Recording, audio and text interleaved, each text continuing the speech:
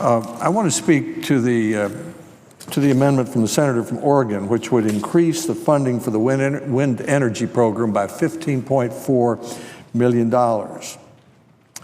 This is in addition to the $30 million that our subcommittee has recommended at the request of Senator Gardner of Colorado for the National Renewable Energy Laboratory, and the $50 million that Senator Collins of Maine has recommended for offshore wind research.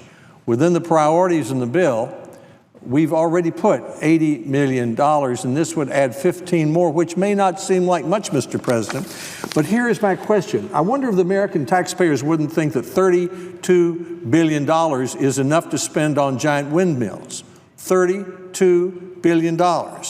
That's the amount that the Congressional Research Service has said that Congress has spent of taxpayers' money to subsidize wealthy people so they can build giant wind turbines across America. That money's been spent from 1992 through 2016 this year. It was started out as an effort to help wind turbines get started in 1992, and it's been renewed 10 times. You would think this is a mature industry. In fact, the previous energy secretary said it was. And what do we get for this $23 billion? $23 billion. 4% of our electricity in the United States is produced by wind turbines. This is a country that uses 25% of all the electricity in the world. We've spent $23 billion for 4% of our electricity. 37% of all the subsidies, all the spending we have for energy, different forms of energy, produces 4% of the electricity. Mr. President, the President of the United States and a number of private people in the United States, such as Bill Gates, have announced that they would like to double energy research. I support that.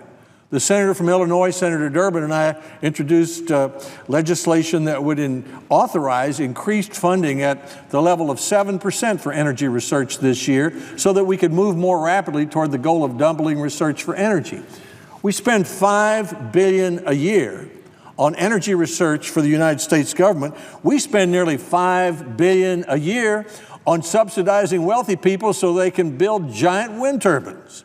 We spend as much subsidizing windmills as we spend on all of our energy research, and if we stop the subsidies, we could double the research, which is what we should be doing.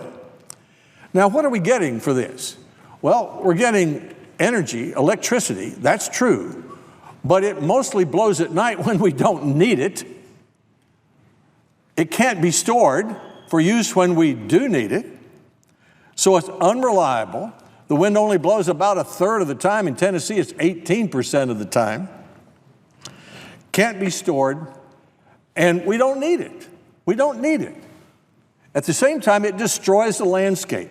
I'm astonished at the environmental groups who would support putting these huge, giant turbines in the most beautiful part of our country and then building transmission lines across the country through everybody's backyard.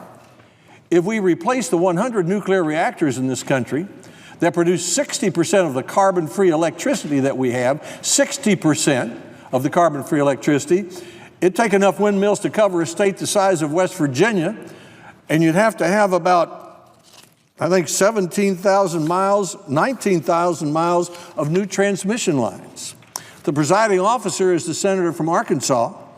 In Arkansas, a windmill company is building 700 miles of transmission lines across Arkansas that the state doesn't want, has objected to, and the administration is allowing the windmill company to use federal preemption for the first time to build transmission lines where people don't want them.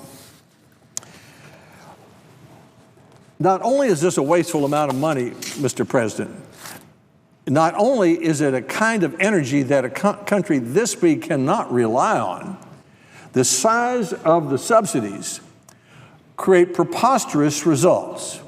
For example, in some cases, the subsidy is so large that the windmill producing companies pay the utilities to take their power, and they still make a profit. They can pay the utilities to take their power and still make a profit because the taxpayers have spent $23 billion subsidizing wealthy people so they can build windmills. And these aren't your grandma's windmills. They are, you can see them for 20 miles away, the flashing lights.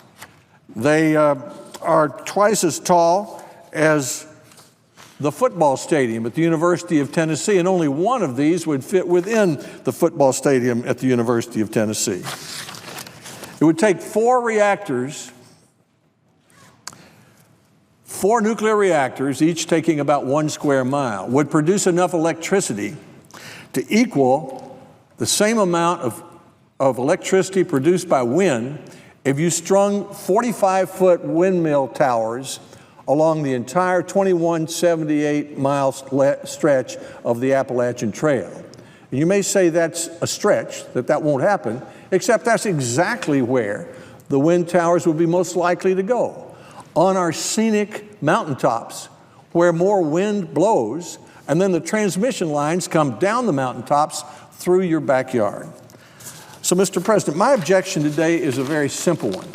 I think $23 billion is enough to spend on windmills. I have other objections to wind. I think we should focus instead on nuclear power instead of unreliable wind power. I believe trying to use wind turbines to power a country that uses 25% of all the electricity in the world is the energy equivalent of going to war in sailboats when the nuclear navy is available. But certainly, I think there is no need at all for senators to say yes to an amendment that spends more money for wind than our subcommittee recommended.